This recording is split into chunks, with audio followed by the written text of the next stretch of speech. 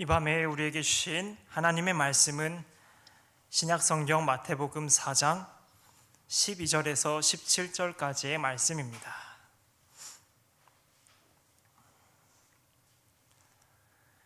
마태복음 4장 12절에서 17절까지의 말씀을 제가 봉독해 드릴 때에 하나님의 말씀을 경청하시길 바랍니다.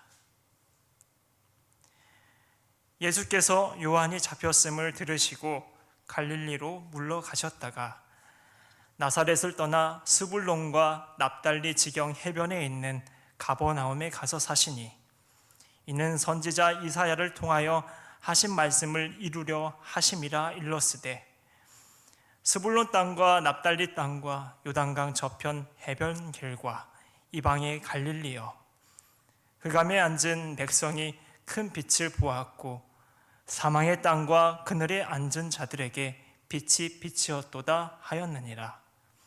이때부터 예수께서 비로소 전파하여 이르시되 회개하라 천국이 가까이 왔느니라 하시더라. 아멘. 사순절이 시작되었습니다. 사순절은 부활절을 앞두고 40일간 주님의 순환과 죽음을 깊이 묵상하고 몸과 마음을 정결히 하면서 경건하게 생활하는 절기입니다. 예적부터 교회는 사순절의 첫날인 제의 수요일 날 성도의 이마에 제를 바르는 의식을 치렀습니다. 제를 바르는 이유는 크게 두 가지인데, 첫째는 그간 잘못과 죄를 하나님께 참여한다는 의미로 제를 바릅니다.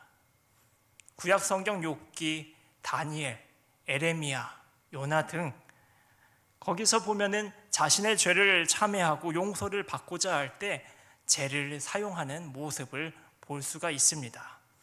그래서 교회는 성경을 근거 삼아 사순절의 첫날인 제의 수요일에 지난날의 죄와 허물을 회개한다는 의미로 이마에 제를 바르는 전통 의식을 행하고 있습니다.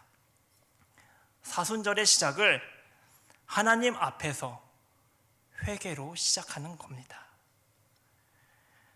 둘째로 제는 흙의 의미를 가지고 있습니다.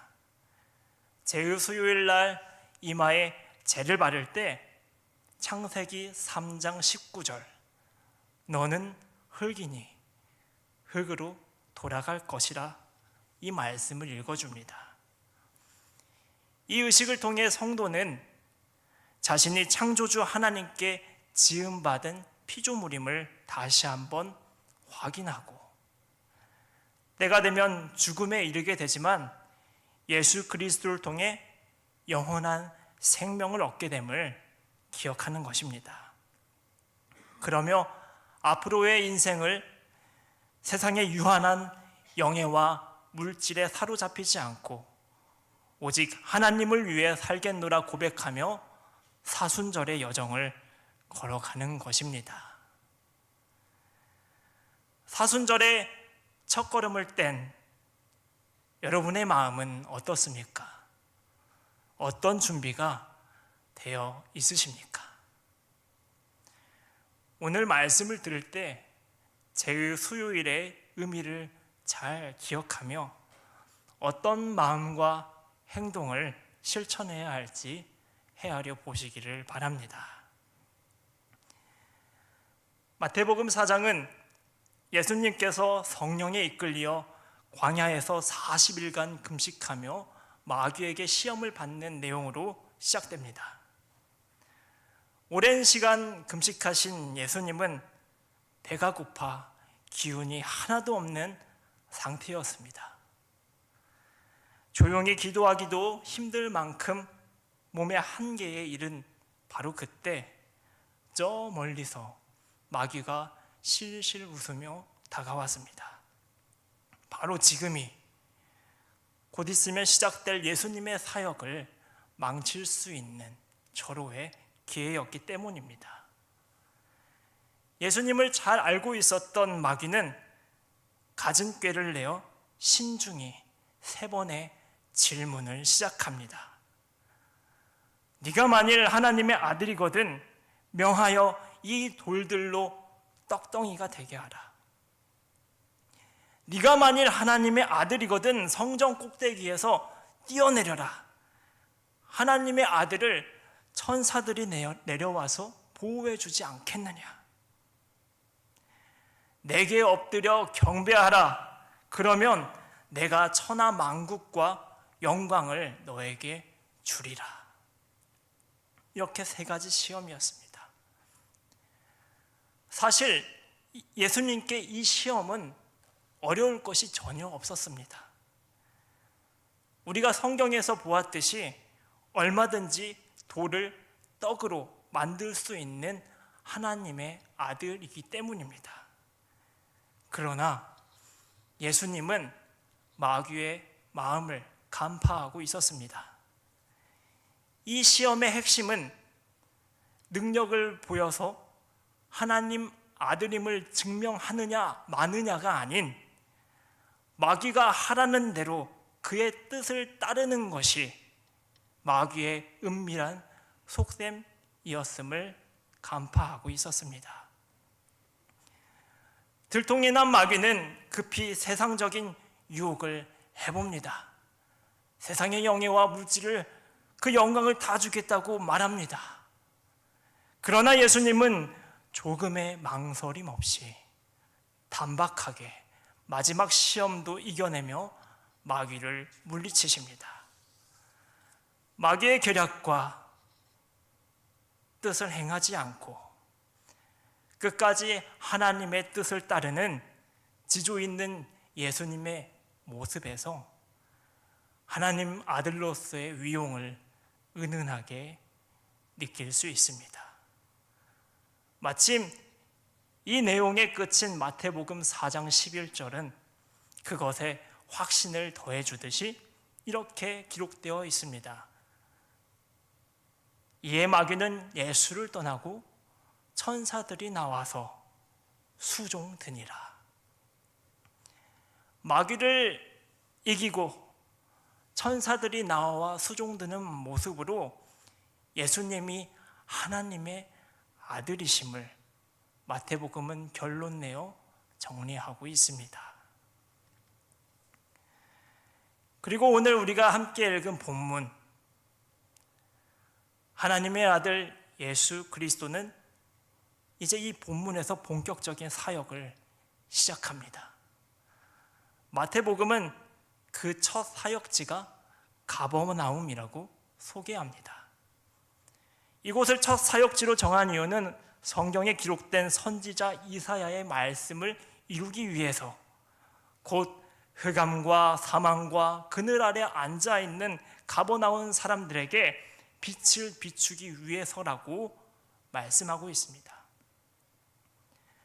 가버나움 어느 길거리, 하나님의 아들 예수님께서 크게 숨을 쉬고 힘을 주어 첫 말씀을 하십니다. 회개하라, 천국이 가까이 왔느니라. 과연 가버나움 사람들은 회개하여 빛 대신 주님을 바라보고 천국에도 이룰 수 있을까요? 가버나움에서 의미심장한 첫 마디를 하신 후 바로 무슨 사역을 하셨는지 마태복음엔 이어서 서술되어 있지 않습니다. 하지만 마가복음과 누가복음을 보면 예수님이 가버나움 회당에서 성경을 가르치시고 귀신을 축출하시고 병자들을 고치시고 안식일에 대해 가르쳐 주시는 등의 사역을 행하셨음을 알 수 있습니다. 이사야의 말씀대로 가버나움 사람들에게 여러 모양의 빛을 비춰주며 그 말씀을 이루고 계시는 예수님의 모습입니다. 그리고 마태복음에서는 4장 이후에 가버나움이라는 지명이 다시 등장하는 곳은 마태복음 8장, 일명 백부장 하인을 고치신 사건입니다. 예수님이 가버나움에 들어오시자 한 백부장이 다급히 나와 간구하기로 중풍병으로 괴로워하고 있는 자기 하인을 제발 좀 고쳐달라고 사정을 합니다. 그를 불쌍히 여긴 예수님은 당장 가서 하인을 고쳐주겠다고 합니다. 그런데 백부장은 이렇게 대답합니다. 내 집에 들어오심을 나는 감당하지 못하겠사오니 다만 말씀으로만 하옵소서라고 말입니다. 이는 당시 부정한 병이라 여겨졌던 중풍병을 앓고 있는 하인이 집에 있었기 때문에 예수님을 배려한 행동이었습니다. 훌륭한 자세를 갖춘 백부장은 거기에 그치지 않고 이어서 말하기로 말씀만 해도 그 능력이 하인에게 미쳐 완치될 것이라는 믿음 어린 고백을 합니다. 예수님은 그런 백부장을 보며 놀라워하셨습니다. 그러곤 말씀하시기로 가버나움을 포함해 이스라엘 사람들 중 아무에게도 이만한 믿음을 본 적이 없다고 말씀하십니다. 그러며 백부장에게 이르시기를 너의 믿음대로 될지니라 하시니 즉시 그 하인이 나았습니다. 백부장의 참된 믿음으로 하인이 완치가 된 것입니다. 그런데 이 본문에서 눈여겨봐야 되는 것은 백부장의 믿음 외에 한 가지가 더 있습니다. 바로 예수님께서 하신 말씀, 이스라엘 사람들 중 아무에게도 이만한 믿음을 본 적이 없다는 그 말씀입니다. 이 말은 넓게는 이스라엘 모든 유대인들을 가리켜 한 말이기도 하지만은 좁게는 지금 그 사건이 일어나고 있는 가버나움의 유대인들에게 한 말입니다. 그들을 가리키고 있는 말입니다. 그러고 보니 훌륭한 자세와 믿음을 보여준 백부장이 이방인이라는 사실도 예수님의 그 말씀에 큰 의미를 보태주는 것 같습니다.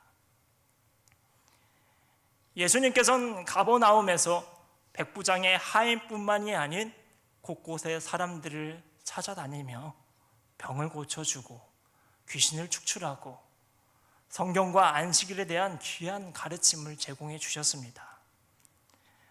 그런데 정작 그럴 만한 믿음을 고백하고 주님께 칭찬을 받고 은혜를 얻은 사람은 가버나움의 어느 유대인이 아니라 이방인 백부장이었습니다.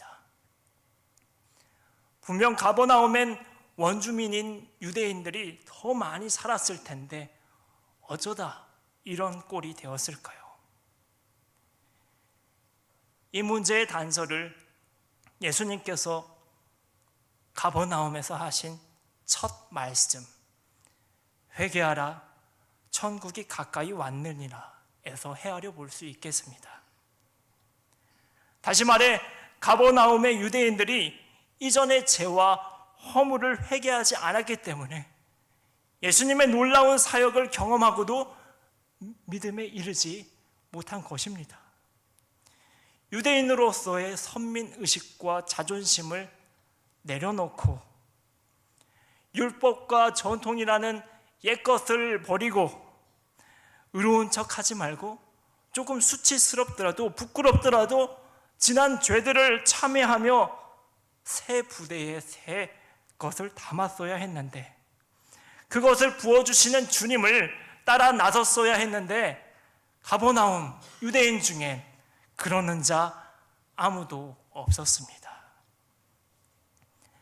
아니나 다를까 이후 마태복음 11장에서 주님은 가버나움을 향해 이렇게 선언하십니다.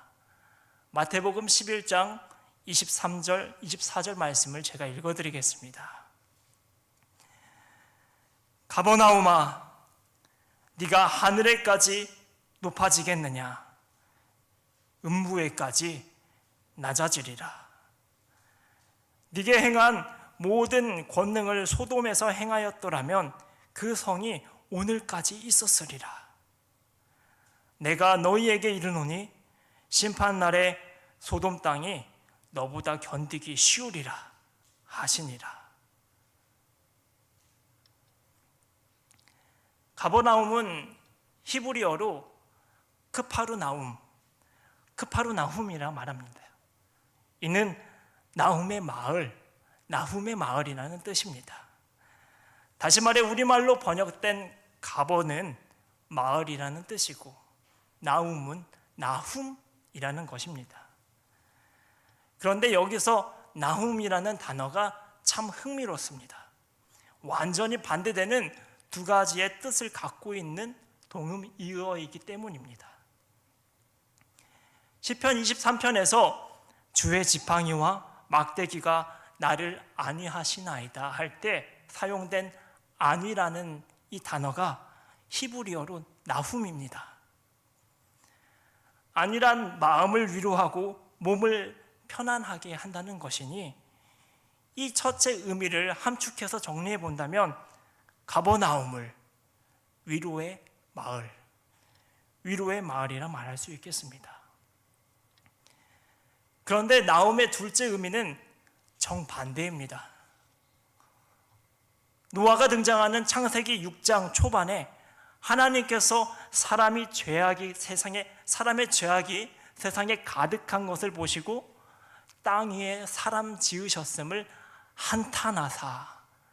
한탄하사라고 할 때 사용된 한탄이라는 단어가 히브리어로 또 나훔입니다. 그래서 둘째 의미로 정의해 본다면 가버나움은 한탄의 마을, 조금 더 쉽게 와닿는 표현으로 얘기한다면 탄식의 마을이라 말할 수 있습니다. 위로의 마을, 그리고 탄식의 마을. 보기에는 하나의 동정 같지만 양면의 그림은 전혀 다른 것처럼 완전히 반대되는 뜻을 가지고 있는 가버나움입니다. 그런데 우연의 일치일까요?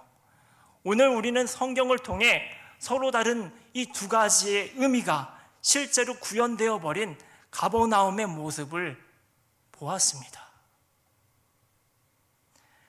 마태복음상 예수님의 첫 사역지였던 가버나움, 그곳은 복음이 처음 들려졌던 곳이었습니다. 예수님이 거주하시면서 많은 사람들에게 사랑과 기적을 베푼 곳이었습니다. 그렇게 위로와 평안이 가득할 것만 같던 위로의 마을이었습니다. 그러나 이방인 백부장을 제외하고 그곳의 유대인들은 예수님의 말씀을 귀담아 듣지 않았습니다. 옛것을 버리지 못했고 회개가 없으니 믿음에 이를 수 없었습니다. 음부에까지 낮아지리라는 주님의 말씀과 같이 천국과는 점점 멀어졌습니다. 그렇게 위로가 가득했던 마을에서 탄식이 가득해지는 마을로 변해가는 가버나움이 되고 있었습니다. 사순절의 첫날인 제의수요일, 우리는 깊이 성찰해 보았으면 좋겠습니다. 우리의 삶과 우리의 마음은 두 가버나움 중 어떤 가버나움인지, 참되게 주님을 모셔 위로와 평강이 가득한지, 혹은 주님 보시기에 한탄과 탄식이 가득할지 깊이 성찰하는 오늘 제수요일의 밤이 되길 바랍니다. 그리고 민감히 귀 기울여 들어보시길 바랍니다. 회개하라, 천국이 가까이 왔느니라.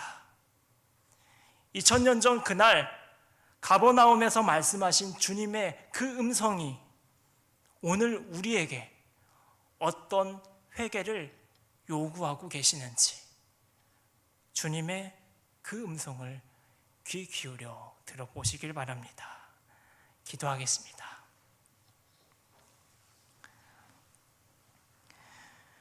주님, 오늘 가버나움의 두 모습을 보았습니다. 주님 보시기에 나는 어떤 가버나움을 닮아 있습니까? 마치 바람을 잡는 것인 줄 알면서도 아직도 옛것을 놓지 못하고 움켜쥐고 있습니다. 사리사욕에 몸을 내주고 세상적인 것을 붙잡으려 두 팔을 몹시 휘젓고 있습니다. 주님, 우리를 불쌍히 여기소서. 우리 삶의 성령을 구하오니 성령을 통해 우리 마음 사사치 성찰하게 하시고 낱낱이 회개하게 하옵소서. 그렇게 성령의 사람으로 거듭나 주님의 다스림 안에서 나의 모든 것이 구원을 얻게 하옵소서. 그러한 사순절이 되기를 간절히 소망하며 예수 그리스도의 이름으로 기도드립니다. 아멘. 오늘 주신